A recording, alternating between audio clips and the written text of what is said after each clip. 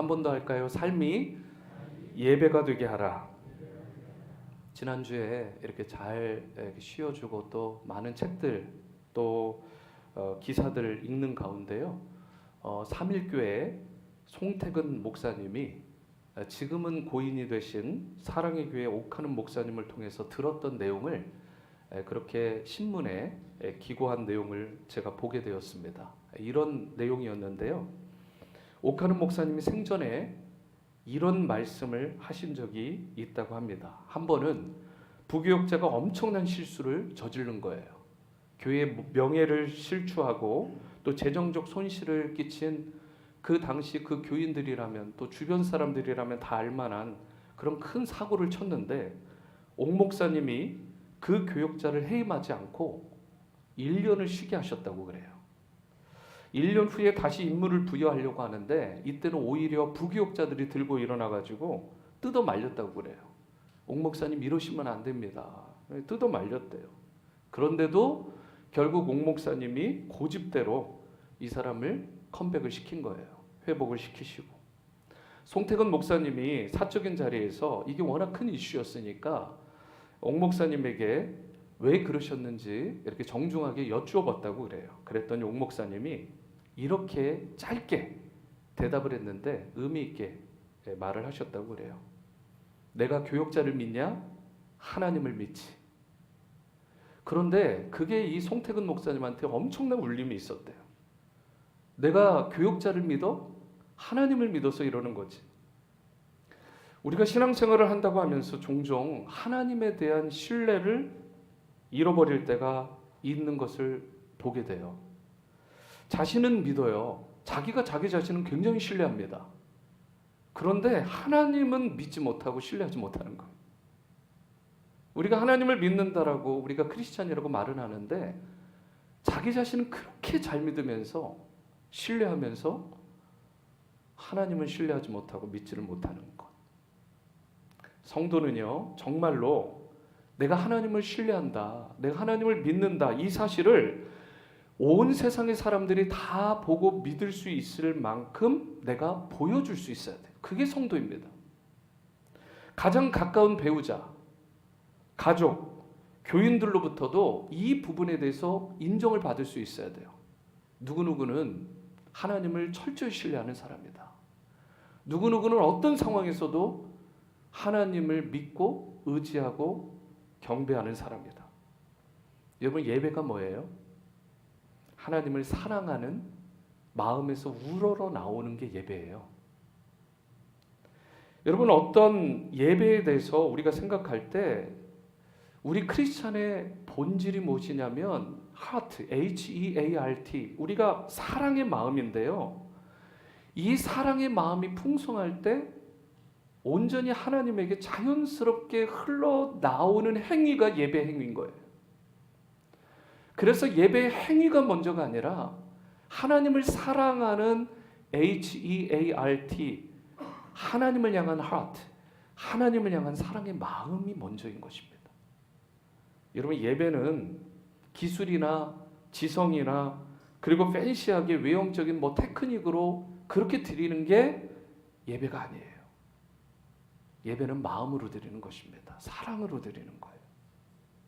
그래서 오늘 여러분과 제가 하나님을 예배하러 왔는데 그 예배의 핵심은, 그 본질은 heart, 하나님을 사랑하는 마음인 것입니다. 여러분, 히브리서 13장 15절에서 16절을 보시면 두 가지 종류의 제사, 이걸 제사를 예배로 바꾸어도 무관한 말인데 두 가지 제사의 예배에 대해서 이렇게 말을 하고 있어요. 15, 16절을 함께 읽어볼까요? 시작. 그러므로 우리는 예수로 말미암아 항상 찬송의 제사를 하나님께 드리자. 이는 그 이름을 증언하는 입술의 열매니라. 오직 선을 행함과 서로 나누어 주기를 잊지 말라. 하나님은 이 같은 제사를 기뻐하시느니라. 여기에 한 가지 예배가 아니라 두 가지 예배가 나옵니다. 첫 번째 예배는 뭐라고 나와 있죠? 찬송의 제사라는 예배. 이게 뭐냐면 우리가 지금 여기에서 드리는 이 예배, 리터지컬한 예전적이고 예식적인 예배를 말하는 게 여기서 말하는 찬송의 제사예요. 그런데 특이한 제사가 또 나오죠. 뭐라고 되어 있어요? 선을 행하는 것, 서로 나누어 주는 것. 이걸 잊지 마라. 하나님은 이 같은 제사, 이와 같은 예배를 어떻게 하신다고요? 기뻐하신다고 말해요.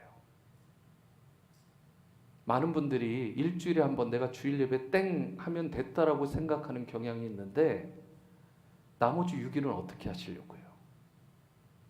하나님은 마음을 보시는데, 우리의 HART, 하트를 보시는데, 일주일 동안에 하루 드렸다고, 그것도 한 2시간도 안 되는 2시간 드렸다고 내가 예배 다 드렸다라고 말한다면 여러분 거기는 어폐가 있잖아요. 이미 우리의 예배라는 것은 우리가 이렇게 모여서 드리는 찬송의 제사도 있지만 우리가 흩어져서 드리게 되는 6일 동안의 삶의 예배도 예배가 되는 것입니다.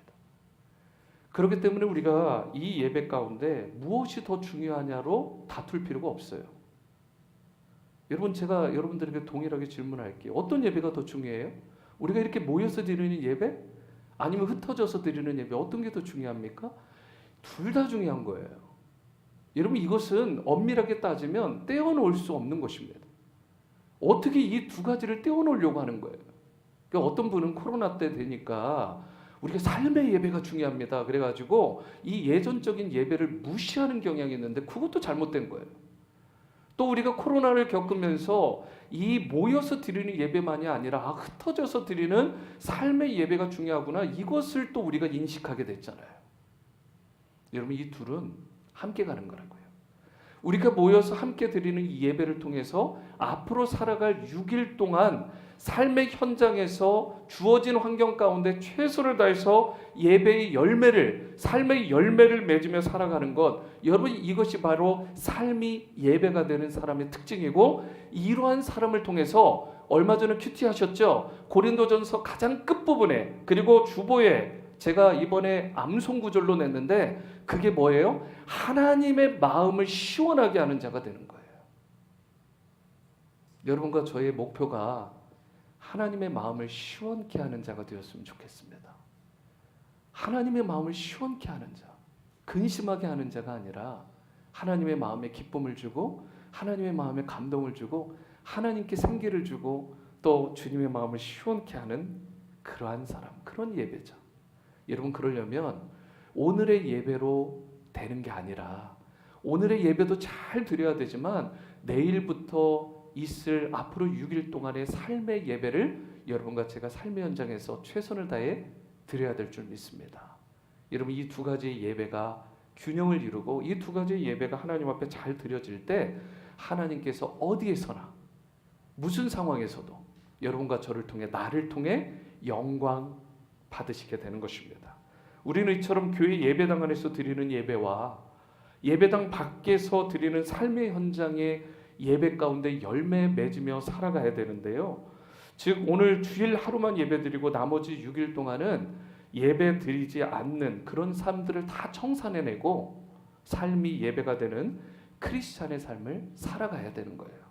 여러분, 우리가 어떻게 할 때 진정 삶이 예배가 되는 그러한 신실한 크리스천으로 살아가므로 하나님께 모든 상황, 모든 현장에서 영광 돌리는 예배자가 될 수 있을까? 오늘 말씀을 통해 두 가지 말씀 함께 나눠보기를 원합니다. 첫 번째로, 삶이 예배가 되는 크리스천으로 살아가려면 아낌없이 나누고 베풀어야 한다라는 거예요. 아낌없이 나누고 베풀어야 합니다. 먼저 9절 말씀을 보세요. 기록된 바 그가 흩어 가난한 자들에게 주었으니 그의 의가 영원토록 있느니라 함과 같으니라. 여기에 보시면 이 말씀을 이해 못할 분이 없어요. 뭐라고 되어 있냐면 흩어서 가난한 자들에게 주었다, 베풀었다, 나누었다, 이렇게 말하고 있어요. 여러분, 이런 사람이 바로 삶의 현장 가운데서 하나님께 참된 예배자로 영광 돌리는 인생이 될 수 있는 거죠. 주님의 마음을 시원케 하는 예배자가 되는 것입니다. 여러분, 이 말씀은 시편 112편의 말씀을 인용한 거예요. 이미 신약시대 이 고린도서에서만 나와 있는 말씀이 아니라 이미 구약시대 때부터 이미 나와 있던 말씀, 재물을 흩어 가난한 자들에게 주는 사람, 이 사람을 성경에서 뭐라고 얘기하느냐? 의인이다 이렇게 부르고 있어요. 의인이라고. 하나님의 은혜를 받아서 하나님으로부터 복을 받아서 그 복을 자기만 움켜쥐지 않고 그 복을 타인에게, 특별히 가난한 사람에게, 소외되고 억눌린 자들에게 흘려보내는 사람, 나누고 베푸는 그 사람을 하나님께서 의로운 자라라고 칭하신 거예요.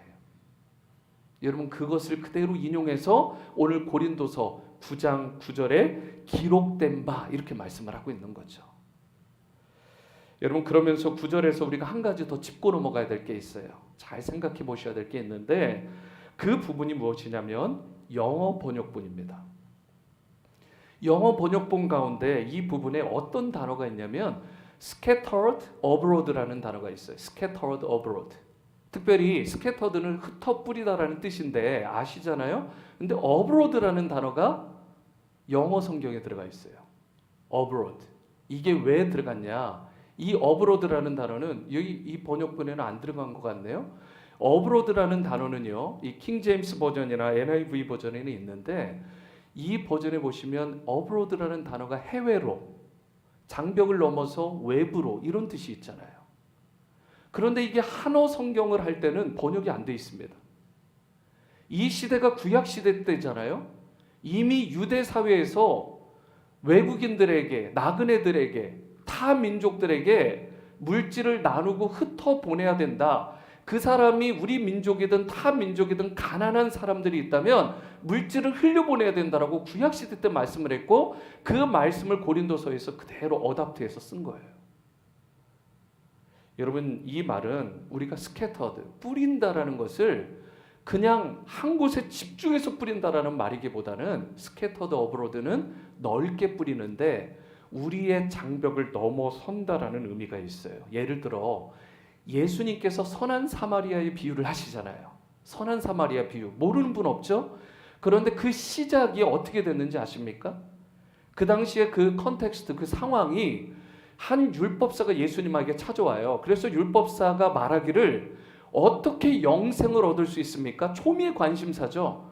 내가 이 땅의 삶이 짧은데 죽고 나서 내가 천국 가려면, 하나님 나라 백성이 되려면 어떻게 할 수 있습니까? 이터널 라이프를 어떻게 받을 수 있습니까? 구약 시대 때도 초미의 관심사였고 신약 시대 때도 마찬가지예요.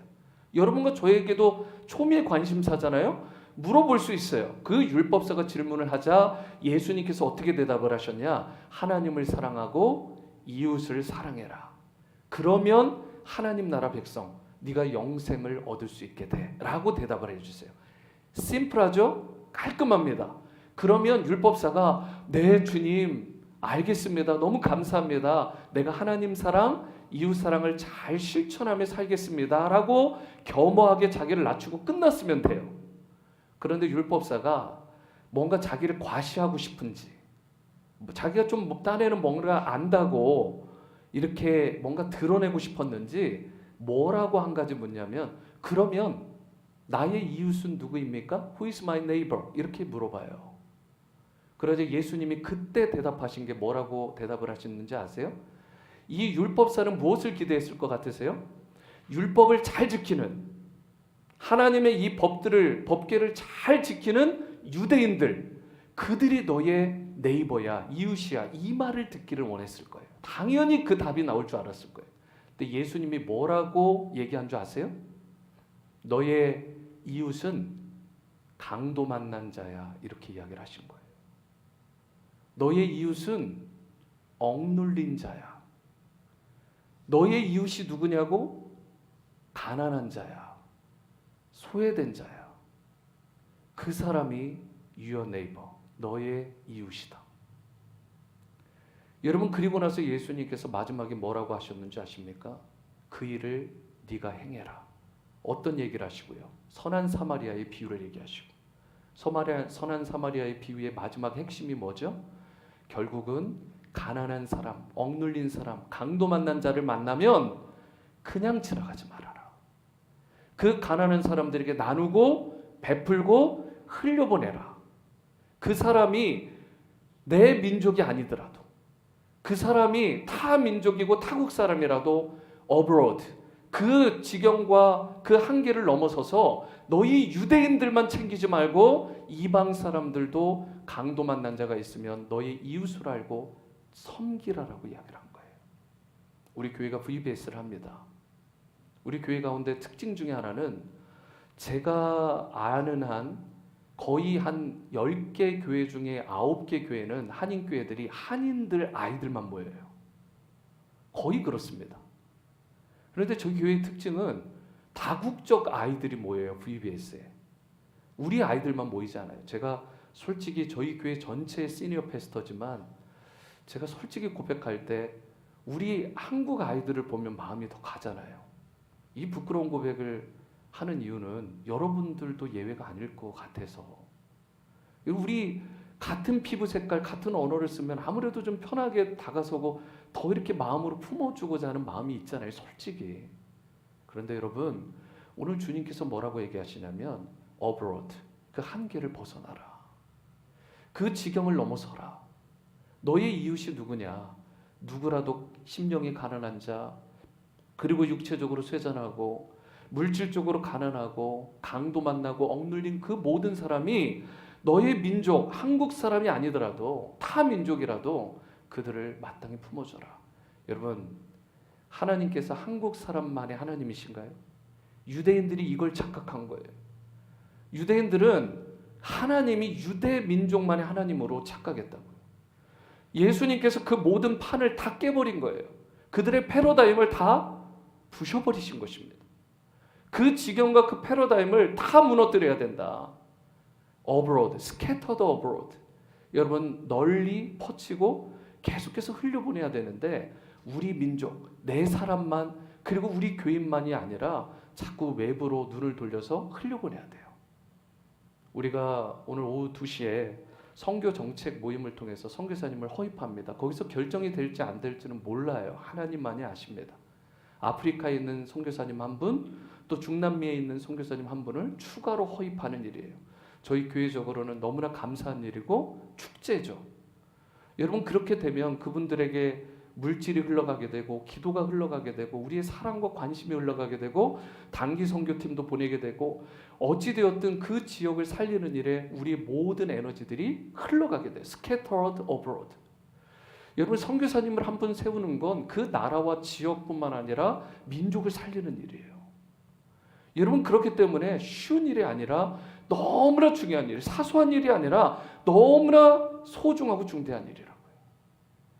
여러분, 이 일을 위해서 함께 기도해 주시고, 얼마 전에 여러분들이 사랑의 헌금 말씀드렸잖아요. 주보로도 광고하고 그 물질이 흘러감으로 우크라이나에 지금 강도 만난 자, 전쟁 가운데 피난민들, 어려움 가운데 있는 분들, 팔이 잘리고 다리가 잘리고, 여러분, 그 어려움 가운데 있는 사람들에게 우리가 다 도와줄 수는 없지만 미약하나마 마음을 흘려보내고 물질을 흘려보내고 scattered abroad. 여러분, 이것이 바로 주님께서 여러분과 저에게 분부하시는 내용입니다. 우리 오늘의 침례교회는 전에도 말씀드렸듯이만 All Nations Baptist Church, 우리 교회 러시아 이 슬래빅 처치까지 합치면 제가 아는 한 20개국 이상의 사람들이 함께 주일에 예배드리고 있어요. 좀 놀라운 일이죠. 한인교회의 색채를 띄었지만 우리 2부 예배, 일부 한어 예배는 한어 예배지만 여러분, 교육부를 통해서 선교부를 통해서는 다 만나요. 선교 정책 모임을 할 때도 영어권에 있는 집사님이 들어오셔서 같이 우리가 회의를 하게 됩니다. 여러분, 우리가 하나님을 사랑하고 이웃을 사랑하면 되는데 우리의 이웃은 누구인가요? 우리의 민족만이 아닙니다. 우리의 피부 색깔, 언어만 같은 사람이 우리의 네이버가 아니에요. 우리는 이제는 외부로 눈을 돌려서 자꾸 마음을 돌려서 그렇게 살아가야 되는 거예요. 한어 번역에는 번역이 되어 있지 않지만 영어 성경에 스캐터드 어브로드라고 해놓은 이유가 반드시 거기에 있는 것이고 그게 시편 말씀을 제대로 번역한 번역인 것입니다. 오늘 주님께서 동일한 도전이 여러분과 저에게 주어졌다고 생각해요. 가서 너희도 선한 사마리아인처럼 나누고 베풀고 섬겨라. 너희 민족만이 아니라 그 민족과 나라와 언어를 초월해서 너희들이 물질을 흘려보내고 사랑을 흘려보내야 될 것이다. 그러면서 이어지는 10절 말씀 보세요. 심는 자에게 씨와 먹을 양식을 주시는 이가 너희 심을 것을 주사 풍성하게 하시고 너희 의의 열매를 더하게 하시니. 의의 열매가 풍성해진대요. 여러분, 의가 뭔데요? 하나님께서 구약시대 때 하나님이 기뻐하시는 공의, 하나님께서 기뻐하시는 의에 대해서 설명을 하시는데, 하나님의 공의는 학대받는 자, 고아와 과부, 가난하고 억울하고 연약한 자들을 섬기는 것이 공의다라고 말씀을 하십니다. 내가 율법을 잘 지키고 법을 그럴싸하게 지키는 난 법 없이도 살 사람이다 라고 말하는 것으로 되는 게 아니고요. 하나님이 진짜 의롭다라고 칭하심을 주는 사람은 가난하고 억눌리고 그리고 고아나 과부와 같이 힘든 그러한 사람들을 실제적으로 물질로 돕고 마음으로 돕고 후원하는 사람을, 그러한 섬김과 나눔이 있는 사람을 하나님께서 의로운 크리스천이라고 말씀하신다고. 여러분, 고 이어령 교수님이 마지막 수업이라는 책에 모든 촛불은 흔들리면서 중심을 잡는다 이런 말을 했습니다. 이게 무슨 뜻이냐면요, 여러분, 우리가 인생을 살아가면서 중요한 게 마음이잖아요. 마음. 오늘 여기에 씨라는 단어가 나와 있고 마음이라는 단어가 나온 거예요. 의의 열매를 마음에 받게 되잖아요. 결국은 하나님의 말씀의 씨는 변함이 없습니다. 이건 진리예요. 그런데 그 씨가 내 삶 가운데 열매를 맺으려면 내 마음밭이 좋아야 되잖아요. 그런데 여러분과 제가 경험하는 것처럼 우리의 마음이 항상 스테디하나요? 항상 안정적이에요? 항상 건강해요? 흔들림이 없어요? 아니잖아요. 고 이어령 교수님이 마지막 수업이라는 책에서 우리의 마음을, 우리의 심령을 흔들리는 촛불에 비유를 했어요. 우리의 마음은 파르르 떨릴 수 있다라는 거예요. 이렇게 업앤다운도 있고 흔들릴 수도 있다라는 거예요. 하지만 초가 흔들리는 것 같지만 그 중심을 잃지 않고 계속 타올라서 주위를 밝히는 것처럼 여러분과 저의 크리스천의 삶이 위기에 봉착도 하고 쓰러질 것처럼 막 간신히 서는 것 같지만 그 가운데서 영적으로 영성의 중심을 성령 안에 제대로 잡기만 하면, 영성 관리를 제대로 하기만 하면 우리가 흔들릴지언정 세상의 빛을 밝히는 역할을 잃지 않게 된다는 말씀이에요. 굉장히 철학적인 말씀입니다. 여러분, 흔들리지 않는 사람이 어디 있어요? 저도 하루에 몇 번씩 흔들리는데 여러분은 안 그러세요? 솔직히 마음이 이랬다 저랬다 하고 흔들릴 때가 있잖아요. 이날은 용기가 있는데 이날은 막 낙심하기도 하고, 이날은 믿음으로 막 앞을 향해 전진할 것 같은데 이날은 퇴보하는 것 같고, 내가 이날은 하나님께 더 가까이 간 것 같은데 이날은 더 멀어진 것 같고, 마음이 흔들릴 때가 있죠. 왜 없겠어요? 하지만 그럼에도 불구하고 주님을 바라보시고 여러분 영성 관리를 철저히 하시면, 그런데 그 영성 관리의 핵심이 뭐라고요? 가난한 사람, 억눌린 자, 학대받는 자를 나의 이웃으로 알고 그들에게 사랑과 섬김을 실천하게 되면 그것이 나의 중심을 잡아주게 되는 거예요. 여러분, 그러한 인생을 통해, 삶이 예배가 되는 이 인생을 통해 하나님의 기쁨을 받으시고 주님의 마음이 시원하게 되는 것이고 주님께서 영광 받으시는 놀라운 역사가 일어남을 믿으시기 바랍니다. 우리의 삶 가운데 우리가 날마다 실천해야 될 것들이 많이 있지만 무엇보다 우리가 이미 받은 은혜, 그 복들을 감사함으로 우리 주위 사람들에게, 특별히 가난한 이웃들에게, 그것이 우리 한 민족이 아니라 우리 교회의 사람만이 아니라 타 민족, 타 지역, 타국에 있는 사람이라도 자꾸만 흘려보내고 또 섬길 수 있는 우리의 교회와 또 성도와 여러분과 제가 될 수 있게 되기를 주님의 이름으로 축원합니다. 두 번째이자 마지막은 삶이 예배가 되는 크리스천으로 살아가려면요, 예수님의 복음을 살아내야 한다라는 것입니다. 제가 이 소 타이틀을 다는데 여러분, 많은 분들이 쉽게 이해할 수 있으리라고 생각을 해요. 예수님의 복음을 살아낸다. 여러분, 이게 무슨 뜻일까? 13절을 보세요. 이 직무로 증거를 삼아 너희가 그리스도의 복음을 진실히 믿고 복종하는 것과 그들과 모든 사람을 섬기는 너희의 후한 연보로 말미암아 하나님께 영광을 돌리고라고 말씀을 합니다. 여기에 보시면 너희가 그리스도의 복음을 진실히 믿고 복종하는 것. 이게 무슨 말이에요? 다른 얘기로 하면 우리가 이 삶 가운데에서 복음을 살아낸다. 삶을 통해서 그 복음을 실천해낸다라는 뜻입니다.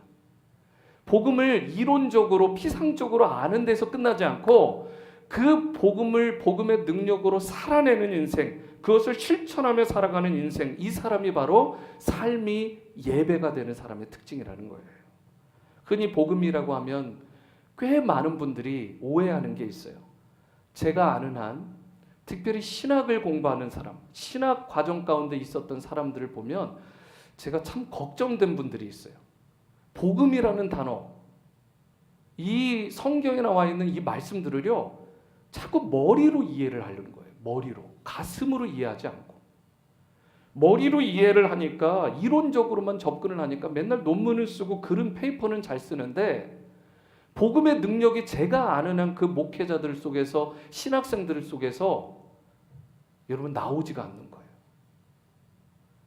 그 신학을 하는 사람들한테서 그게 안 나오니까 그들이 교회에 목회를 하고 선교사로 나가고 그러니까 이론적으로 피상적으로 복음을 소개하는 거예요. 여러분, 복음이 이론적이고 피상적인 거 필요하죠. 우리가 예수님의 십자가의 구원의 복음으로 죄사함을 받고 하나님 나라의 백성이 되고 천국 백성이 되었다. 우리는 영생을 얻게 되었다. 여러분, 이런 이론적인 배경 필요합니다. 하지만 복음을 신학적으로 교리적으로만 정리해 놓은 것이 복음이 아니라 그 복음에는 실제적인 하나님의 임재가 있고요. 복음에는 실제적인 하나님의 역사와 능력이 있는 거예요. 복음을 누리고 계십니까? 여러분, 복음을 누려야 되는 거예요. 복음을 살아내야 되는 것입니다. 복음을 이성적으로 머릿속으로만 알게 되면, 살아내지 못하게 되면 맛을 잃은 소금처럼 되어서 기독교 위상이 요즘 계속 떨어진다고 그러잖아요. 왜 위상이 떨어져요?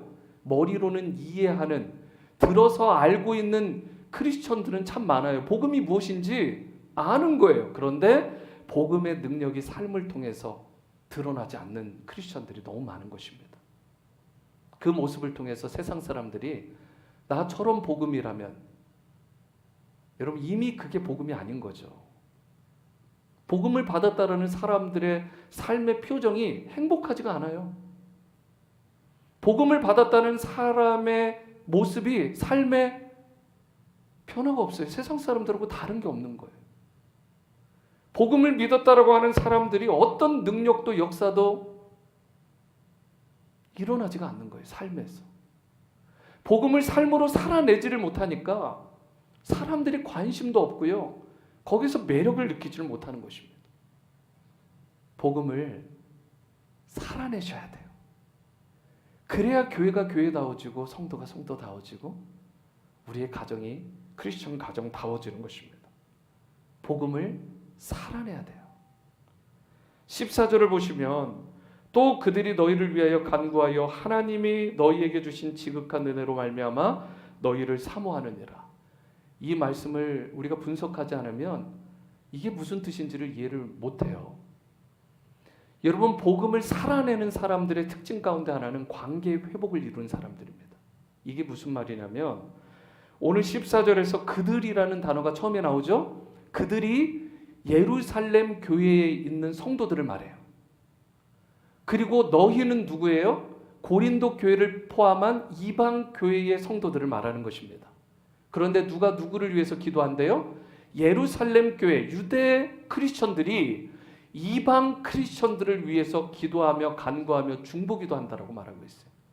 여러분, 이게 얼마나 파격적인 일이냐면 초대교회 당시에 유대인들과 이방인들은 물과 기름의 관계였어요. 원래 친하지 않았습니다. 섞일 수가 없었어요.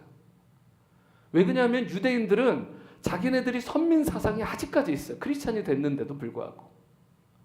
그리고 유대의 율법을 지켜야만 이방인들도 크리스찬이 되는 것으로 자꾸 오해하는 경향이 있었어요. 그러니까 율법의 행위를 제대로 지키지 않는 그들을 보면서 계속 정죄가 되는 거예요. 이방인들은요. 그런 유대인들을 보면서 너무 답답하고 외식적이어 보이고 위선적이어 보이는 거. 물과 기름의 관계였어요. 그런데 이 일이 무엇을 통해서 회복된 거예요?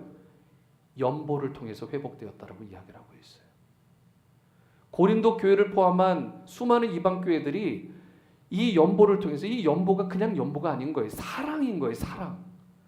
이 사랑의 마음을 담아서 예루살렘 교회에 사랑을 전하니까 그 복음의 능력으로 말미암아 실제적인 사랑으로 복음이 회복되게 되고 관계가 회복되게 된 거예요. 그래서 예루살렘 교회에 있는 성도들이 이제는 정신을 차리고, 우리가 이방 교회들, 너희들을 위해서 마음이 저리도록 간구하며 중보하고 있다. 그러면서 끝에 뭐라고 했어요? 심지어 지극한 은혜로 말미암아 너희를 사모하고 있다.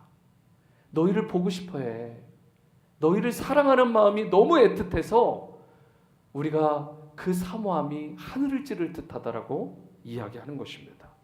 여러분, 이 모든 관계 회복, 이것이 어떻게 일어난 거예요? 복음을 통해서 일어난 것이고, 복음의 핵심이 바로 사랑인 것입니다. 사랑. 여러분, 섬김에 대한 복음의 이 모든 부분에 대해서 핵심은 사실은 사랑인 거예요. 사랑. 이 모든 놀라운 일들이 연보를 통해서 일어났다라고 하지만, 이 연보는 다시 말씀드리지만 단순히 돈에 대한 문제가 아닙니다. 섬김에 대한 문제이고, 그리고 복음의 실천이고, 하나님을 사랑하고 예배하는 예배의 본질이라고 말씀할 수 있는 거예요. 여러분과 제가 이 사실을 바르게 알고 우리 삶 속에서 우리가 기꺼이 자신의 것을 나누고 베풀고 섬길 수 있어야, 예수님의 복음을 바르게 살아낼 수 있어야 저와 여러분들의 삶이 향기가 되고 주님의 기쁨과 영광이 되고 주님의 마음을 시원케 하는 삶이 예배되는 신자들로 살아가게 되는 것입니다. 지금부터 약 30년 전인데요, 1990년도에 많은 크리스천들의 팔목에 이 팔찌를 달고 다녔습니다. 이 말씀으로 오늘 말씀을 마치려고 하는데요, 그 팔찌에 뭐라고 써 있었냐면 WWJD라는 단어가 써 있었어요. What would Jesus do? WWJD. 예수님이라면 어떻게 하실까? 사실 이 말은 찰스 쉘던이라는 분이 예수님이라면 어떻게 하실까라는 소설, 이 소설을 썼는데 그 소설에 나와 있는 단어의 문구입니다. 굉장히 중요한 문구예요. 그 소설에 보면 레이몬드 시의 한 교회의 주일 아침에 일어난 사건이 기록되어 있습니다. 그 교회는 그 지역에서 가장 큰 교회였고요, 부유하고 잘 갖춰진 상류층 사람들이 다니던 교회였습니다. 항상 지적인 설교들로 인해서 감동을 받고요, 성가대의 아름다운 찬양으로 마음을 뿌듯하게 하는 그런 교회로 묘사가 되어 있어요. 그날도 성가대에서 십자가를 내가지고 주를 따라가도다, 여러분들이 아는 찬양이죠. 이 찬양을 하면서 거기에 있는 많은 회중들에게 감동을 줬습니다. 어느 때와 똑같이 목사님이 설교를 마치고는 이제는 성경책을 덮으려고 했어요. 이게 덮으려고 하는데 저쪽에서 한 남성이 비틀거리면서 오기 시작하는 거예요. 그 사람의 모습을 보니까 옷은 찢어져 있고 남루하고 머리카락은 흩어져 있고 면도를 하지 않아서 수염이 덥수룩한, 거기다가 악취까지 나는 창백한 얼굴로 그렇게 비틀비틀거리면서 강대상 앞까지 어찌어찌해서 온 거예요. 그리고 나서는 회중들을 향해서 돌아서서 이렇게 말을 합니다. 저는 원래 인쇄소에서 일을 했는데 10개월 전에 직장을 잃었습니다. 제 아내는 넉 달 전에 가난과 질병 속에서 신음하다가 세상을 떠났고, 저희 하나밖에 없는 어린 딸은 먹을 것이 없어서 도저히 어찌할 수 없어 위탁소에 맡기고 말았습니다. 여러분이 말하는 복음이 사실이라면, 오늘 성가대가 불렀던 저 노래가 사실이라면, 어떻게 지난 사흘 동안 제가 온 마을을 돌아다니며 도움을 청했지만 한 사람도 저에게 도움을 준 자가 없었습니까? 그리고는 그가 마지막 한마디를 남기고 그 자리에서 쓰러지고 말아요. 그리고 며칠 후에 세상을 떠나게 됩니다. 그가 남긴 마지막 말이 무엇이었느냐? What would Jesus do? 예수님이었다면 과연 어떻게 하셨을까요? 그가 남긴 이 말 한 말이 그 교회를 뒤집어 놨어요. 그 다음 주일 담임 목사인 맥스웰 목사님이 설교 후에 예수님이시라면 어떻게 할 것인가 라는 질문을 가슴에 품고는 1년 동안 참 예수의 발자취를 따르기 원하는 사람은 누구든지 앞으로 나오시오. 이렇게 초대를 합니다. 그때 수많은 사람들이 헌신을 하게 되고 예수님의 발자취를 따르는 그 운동이 각계각층에서 시작되면서 가난하고 소외되고 억눌리고 외면당한 특별히 빈민촌에 성령의 역사가 일어나게 되고 나중에 그 운동이 이 근교적 시카고에까지 번져간다라는 그 내용이 그 소설에 담긴 내용이었습니다. 여러분, 그 동일한 질문을 오늘 예수님께서 여러분과 저에게도 하고 계십니다. 예수님이라면 과연 어떻게 하실까? 예수님이 여러분과 저의 삶 가운데 찾아오신다면 과연 우리의 삶의 태도와 언어와 생각은 어떻게 달라질 것인가? 여러분과 저의 가정 가운데 예수님이 찾아오신다면 예수님께서 우리의 가정을 어떻게 핸들하실까? 그리고 예수님이 우리 교회 공동체에 찾아오신다면 우리 교회와 성도들 어떻게 핸들하실까? 저는 오늘 질문으로 오늘의 말씀을 맺고자 합니다. What would Jesus do? 예수님이라면 과연 어떻게 하실까? 내일부터 시작되는 6일간의 삶의 현장에서 여러분과 제가 이 질문을 하면서 이 질문에 맞는 복음에 합당한 삶을 살아낼 수 있게 되기를 바랍니다. 그래야 삶이 예배가 되는 그 삶을 통해 주님의 마음을 시원케 하고 하나님께 영광 돌리는 여러분과 저의 삶이 될 수 있게 되기를 주님의 이름으로 축원합니다.